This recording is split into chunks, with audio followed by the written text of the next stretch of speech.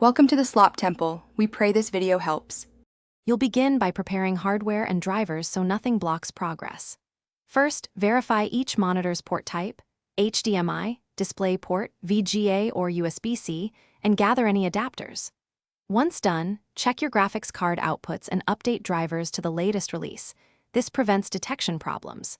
Now power down and connect each cable securely, labeling screens if you have more than two so you can identify them later. When everything is attached, power on monitors, then the PC, and move to configuration.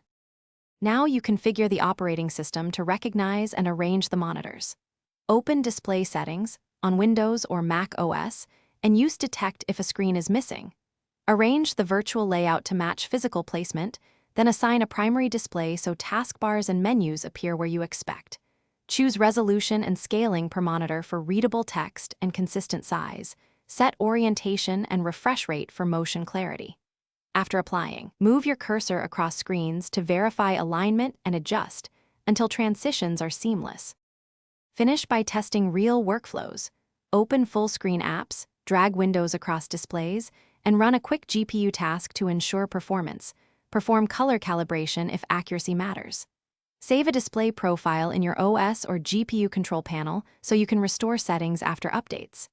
If something fails, troubleshoot methodically. Swap cables, try different ports, and connect the suspect monitor to another computer to determine if the issue is the cable, port, or display. If unresolved, consult warranty or professional repair. Thanks for watching. Consider subscribing if we helped you.